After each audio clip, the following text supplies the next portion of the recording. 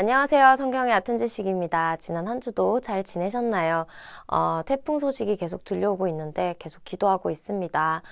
정말 많은 사람들이 다치지 않고 정말 한 사람도 그 생명이 해야해지지 않고 진짜 무사히 잘 지나갈 수 있기를 기도하면서요. 또 이번 한 주도 시작을 해보겠습니다. 지금 이제 제가 공연을 마치고 대전에서 공연을 마치고 왔어요. 다행히 또 이렇게 일찍 끝나게 돼서 이렇게 또 녹화를 해봅니다. 한 주라도 빠지는 것이 좀 마음에 걸려서요. 오늘도 열심히 해보겠습니다. 자, 우리 저번에 18장까지 끝냈었죠. 아말렉과의 전쟁을 마지막으로 우리가 이야기를 다뤘었어요. 모세가 손을 들기 위해서 옆에서 아론과 훌이 모세의 팔을 뒷받쳐줬을 때 여호수아 장군과 또 그 이스라엘 자손들이 싸워서 아말렉과의 전쟁에서 이긴 전투를 언급했었습니다. 그 전투에서 우리가 알 수 있었던 그 중요한 단어 여호와 니시, 그리고 그 여호와 니시라는 것이 얼마나 우리가 기도하는 것이 얼마나 중요한 것인지, 영적 전쟁을 하는 데 있어서 기도만큼 중요한 게 없다라는 걸 보여주는 중요한 장면이었었습니다. 그리고 이스라엘 백성들에게는 굉장히 중요한 전투이기도 했죠. 왜냐하면 출애굽해서 처음으로 맞닥뜨리는 전쟁이었기 때문에 이들에게 이 아말렉과의 전쟁의 승리가 굉장히 필요한 과정이었다는 생각이 듭니다. 자, 19장에 와서요, 이제 광야 생활을 하는 도중에 모세의 장인, 그러니까 십보라의 아버지, 그 광야에서의 제사장이었던 그 이드로가 방문을 합니다. 근데 여기에서 이제 어떤 일이 일어나냐면, 이제 모세가 그 이스라엘 백성들을 이렇게 어떻게 보면 지도자로서, 이스라엘 백성의 지도자로서 부르심을 받았잖아요. 그러니까 이제 이스라엘 백성들이 뭔가 이렇게 만약에 다툼이 났다 그랬을 때 누군가 판단해 줄 사람이 없으니까 모세한테 그냥 달려가는 거예요. 근데 이드로가 가만히 옆에서 보니까 하루 종일 이렇게 해라 저렇게 해라, 그거는 네가 그렇게 하면 안 되지 막 이러면서 모세가 이제 상담이 한 사람 끝나면 또 다음, 상담이 끝나면 또 다음 그러고 있는 거예요. 그러니까 하루 종일 줄 서가지고 기다리고 있는 거예요, 이스라엘 백성들이. 그러니까 모세는 얼마나 지치겠어요. 그러니까 이제 그 제사장, 그 이드로, 그러니까 장인이 옆에서 보기에 너무 딱한 거야. 그래서 모세를 불러서, 너 지금 뭐 하고 있니? 너 그러다가 너 죽어. 그러면서 이제 지혜를 주는데 뭐냐면, 그 백성에서 존경받는 사람들을 모아다가 천부장, 그러니까 1000명을 관리하는 사람, 100부장, 100명을 관리하는 사람, 50부장, 50명을 관리하는 사람, 10부장, 10명을 관리하는 사람. 그래서 그 10명 내에서 무슨 이제 어떤 그 판결해야 될 일이 일어나면 이제 10명 안에서 해결을 하는데, 또 안 되면 50부장한테 가고, 안 되면 100부장한테 가고, 100부장이 안 되면 또 1000부장한테 가고, 1000부장이 안 되면 이제 모세한테 가고, 이런 식의 어떤 그 시스템, 체계를 얘기를 합니다. 그러니까는 이제 그게 참 이렇게 지혜로운 거죠. 왜냐면 모세가 그거를 다 판단을 하게 되면 사실은 그 모세의 몸이 남아나질 않게 되잖아요.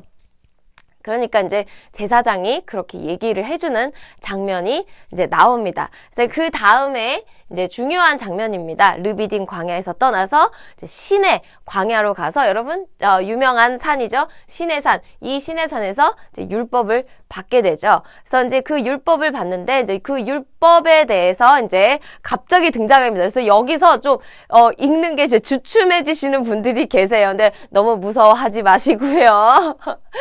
자, 여기서 이제 우리가 봐야 될 아주 중요한 구절들을 제가 이렇게 적어봤어요. 그래서 여러분 요 구절들을 갖다가 그 성경에 좀 밑줄을 쳐놓으시면 여러분들이 읽으시는데 더 도움이 되실 것 같습니다. 자, 출애굽기 19장 5절, 6절은요. 하나님이 이스라엘 백성들을, 이스라엘 자손들을 부르신 그 목적, 이유가 나와 있습니다. 자, 19장 5절에서 6절 제가 읽어드릴게요. 세계가 다 내게 속하였나니. 자, 여기서 우리가 알아야 될, 그러니까 하나님의 그 어떤 통치 영역은 세계입니다. 온 우주이십니다. 온 우주가 다 하나님께 속해 있습니다. 그분은 그분의 권리를 주장하실 만한 권력을 갖고 계시고 그리고 소유권이 그분에게 있다라는 걸 여기서 확실하게 말씀하고 계십니다. 세계가 다 내게 속하였나니 너희가 내 말을 잘 듣고 내 언약을 지키면 너희는 모든 민족 중에서 내 소유가 되겠고 너희가 내게 대하여 제사장 나라가 되며 거룩한 백성이 되리라. 너는 이 말을 이스라엘 자손에게 전할지니라. 그러니까 이스라엘 백성들 중에서 특별한 사람만 뽑는 것이 아니라 이스라엘 백성 전체가 제사장 나라가 되고 거룩한 백성이 되게 하겠다라고 말씀하시고 또 언약하십니다. 그러니까 내가 너희를 택한 이유는 제사장 나라가 되게 하기 위해서야, 거룩한 백성이 되게 하기 위해서야 라고 말씀을 하시는 겁니다. 자, 여러분 여기서 이쯤에서 궁금해지지 않으세요? 그렇다면 왜 하나님은 아브라함에게 오래전에 400여 년 전에 몇백 년 전에 네 자손들이 430년간 그러니까는 이방인의 땅에서 노예 생활을 하게 될 거라고 왜 말씀을 하셨고, 왜 그런 계획을 하셨는가? 자, 가나안 땅을 주신다고 약속을 해주셨어요. 근데 아브라함에게 그 가나안 땅을 주실 때, 그때 가나안 땅에서 이루고 있었던 족속이 10족속이었습니다. 근데 이제 출애굽기에 와서 모세에게 말씀하실 때, 그 가나안 땅에 있는 족속들에 대해서 말씀하실 때, 그 가나안 족속의 수가 7족속으로 줄어듭니다. 그러니까 무슨 얘기예요? 이 족속들이 430년 동안 살면서 그 가나안 땅에서는 계속 뭐가 섞이고 혼합되고 하다가 7족속으로 줄어든 거예요. 근데 이 이스라엘 백성들은요, 그 애굽에 있을 동안 노예 생활을 했습니다. 자, 여러분 노예의 신분이랑 결혼을 시키고 싶으시겠어요? 아니잖아요. 노예의 신분은 다른 사람들이랑 결혼을 하기가 힘든 신분입니다. 왜냐하면 천한 신분이라고 생각했기 때문에. 그렇기 때문에 노예들은 노예들끼리 혈통을 나눌 수밖에 없어요. 그렇게 되면 순수 혈통이 지속이 되겠죠. 그리고 이제 앞으로 출애굽기, 레위기, 민수기, 신명기 이렇게 보시면 아시겠지만 거기에서 나오는 그 법들을 살펴보면 정말 끔찍한 법들이 많아요. 뭐 근친상간, 그리고 하여튼 정말 더러운 풍속들을 담지 말아라 하는 그런 주의를 하시기 위해서 그 법들을 세세하게 기록을 해놓는데, 그 법을 왜 명시를 해놓으시냐면 그때 당시에 가나안 땅에 있는 풍습이 그러했기 때문에 그 사람들의 풍습을 담지 말아라.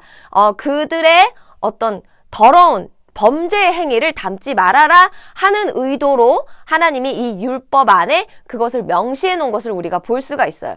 그래서 만약에 이스라엘 백성들이 그러니까 아브람, 이삭, 야곱 해가지고 그 12족속이 만약에 애굽으로 들어가지 않고 계속 그 가나안 땅에서 살고 있었다라면 어떻게 됐을까요? 아마 그 가나안 땅에 그때 당시에 살고 있었던 가나안 땅에 그 족속들처럼 음란하고 패역하고 또 여러 족속들이 이렇게 섞여서 네가 이스라엘 사람인지 제가 이스라엘 사람인지 알지도 못할 만큼 그렇게 섞이는 그런 백성이 됐을 거라는 이제 추측을 해봅니다. 자, 이거를 이제 제가 그 이지훈 목사님에게서 들은 얘기인데 정말 일리 있는 얘기더라고요. 자, 그래서 그 애굽 안에서 하나님이 육적으로도 순수 혈통을 지키시고, 근데 그 순수 혈통을 이제 영적인 순수 혈통, 영적인 하나님의 선민이 되게 하시기 위해서 이 200만 명을 이제 광야에서 훈련을 시키십니다. 자, 무엇으로 훈련을 시키시냐? 율법으로, 율례로 훈련을 시키시는데, 왜 율례와 율법으로 훈련을 시키시느냐? 자, 그 전에 노예 생활을 할 때는 도둑질을 해도 이게 잘못된 건지 아닌지 그냥 뭔가 잘못된 것 같기는 한데 누가 잘못했다고 얘기를 하는 사람이 없으니까 그냥 훔치는 거예요. 근데 그렇게 한두 번 훔치다 보면 이게 나중에 이제 양심에 그냥 이렇게 이렇게 해도 되는 거야 라고 그렇게 생각이 들게 되잖아요. 원래 죄라는 것이. 근데 이제 하나님은 뭐냐? 아, 그건 나쁜 거야. 이건 지지. 그건 손대지 마. 라고 얘기해 주시는, 마치 우리의 그 더러운 모습을 보여주는 거울과 같은 역할로서 그 율례와 율법을 우리에게 주시기 위해서 이 시내산에서 모세를 부르신 거예요. 근데 이거를 전 백성에게 순식간에 다 알릴 수가 없잖아요. 왜냐하면 하나님이 누군지도 모르는데 하나님께로부터 오는 율례와 율법을 누가 배우고자 하겠어요. 근데 이제 이미 하나님의 그런 힘을 봤잖아요. 아, 이분이 신이구나. 이분이 우리를 만드신 분이시구나. 이분이 야말로 우리가 섬겨야 될 신이구나. 라고 이제 생각이 들게 만드는, 그러니까는 하나님의 존재에 대해서 어느 정도 알게 된 상태입니다.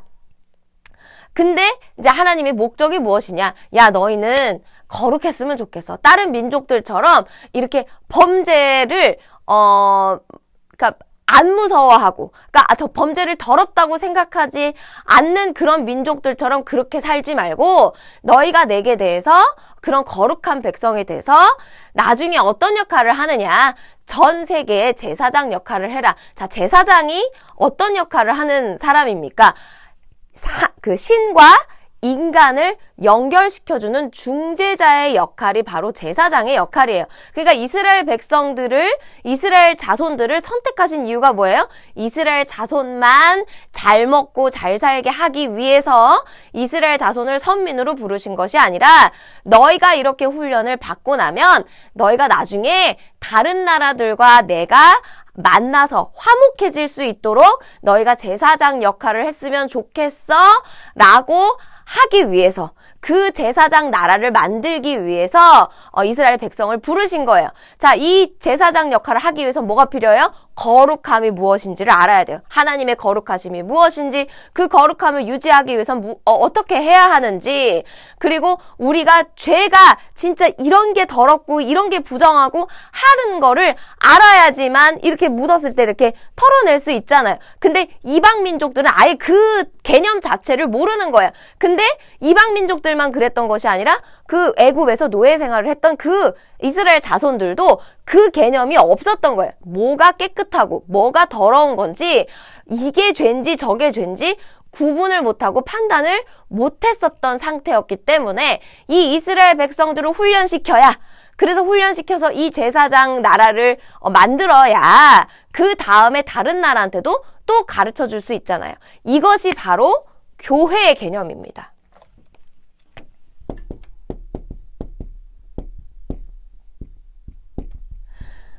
이 교회의 역할은 바뀌지 않아요. 지금도 지금 예수 그리스도의 교회도 하나님의 제사장으로서, 하나님의 제사장 역할을 하는 사람들로서 하나님과 사람 사이의 중재자 역할을 해주고 거룩한 백성이 되게 하기 위한 하나님의 그 계획과 뜻에 맞물려서 지금 계속 역사적으로 이어나가고 있는 것뿐입니다. 자, 이제 십계명이 나옵니다. 여러분 십계명 잘 아시죠? 그 십계명 잘 훑어보시면 되시고요. 자, 출애굽기 20장 19절 굉장히 중요한 말이 나옵니다. 막 이제 하나님이 강림하시니까 막 우레야 번개 나팔 소리 막 연기가 막 나는 거예요. 그러니까 하나님이라는 거룩한 존재가 이 땅에 오시는데 뭐 아무 일도 안 일어나면 이상한 거잖아요. 그러니까 모든 백성이 볼 수 있을 정도로 하나님의 영광이 이렇게 나타나는, 그러니까 하늘을 뚫고 내려오는 그런 장면을 보니까 얼마나 백성들이 무섭겠어요. 그러니까 모세에게 그 이스라엘 백성들이 뭐라고 그랬냐면, 당신이 우리에게 말씀하소서 우리가 들으리이다. 하나님이 우리에게 말씀하시지 말게 하소서 우리가 죽을까 하나이다. 그러니까 누가 말한 것도 아닌데 하나님이 그 하나님의 그 거룩하심이 그 죄 있는 자기들의 그 육신과 그 모든 거를 죽일 수도 있구나.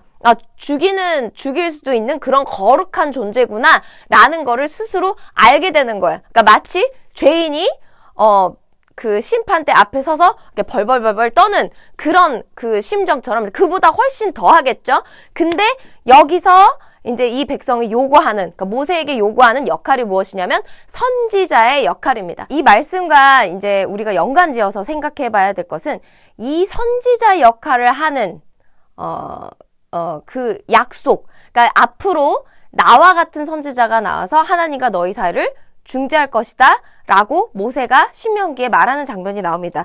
신명기 18장 15절에 내 하나님 여호와께서 너희 가운데 내 형제 중에서 너를 위하여 나와 같은 선지자 하나를 일으키시리니 너희는 그의 말을 들을지니라. 그러니까 이분이 누구시냐? 바로 예수 그리스도를 뜻합니다. 하나님이 말씀하신 그 일으킬 선지자가 누구시냐? 바로 예수 그리스도다. 자, 그때서부터 예수 그리스도라는 그 메시아라는 존재는 사실 모세에게도 그 이스라엘 그러니까 백성들에게 환히 밝혀 나중에 예수님으로 오실 거야 라고 그렇게 알려지진 않았지만 성경을 연구하는 많은 학자들이 이제 여기서부터 메시아의 존재를 그러니까 뭐 처음부터 말씀하셨죠. 그러니까 하나님과 우리 사이를 중재하는 제사장의 존재, 또 선지자의 존재, 그런 존재가 바로 메시아라는 거를 이 출애굽기에서부터 지금 보여주고 있습니다. 자, 그래서 이제 선지자에 대해서 얘기를 하고, 자, 제일 처음으로 나오는 법이 무엇이냐? 종에 관한 법입니다. 왜 종에 관한 법부터 나왔을까요? 왜 그랬을까요? 그들이 종이었기 때문입니다. 그들이 노예였기 때문입니다. 그래서 그 종에 관한 그 법을 이야기를 한다는 건 굉장히 중요한 문제였어요. 귀에 쏙쏙 들어오겠죠? 아, 뭐야, 우리는 그냥 쉴 때도 없이, 풀리는 어떤 자유함도 없이 우리는 430년 동안 계속 종이었어. 근데 하나님이 종에 관한 법을 얘기를 하시는데 6해 동안은 너희 형제 중에서 종을 삼으면 6해 동안은 일을 시키지만 7째에는 놔줘라. 안식년, 안식일에 대해서 말씀을 하십니다. 뭐 사실 그 사람들한테는 쉼의 시간이 없었잖아요. 근데 7일 만에 한 번씩 쉬래. 7년 만에 한 번씩 쉬래. 막 그런 이야기를 하니까 이제 굉장히 어리둥절하겠죠.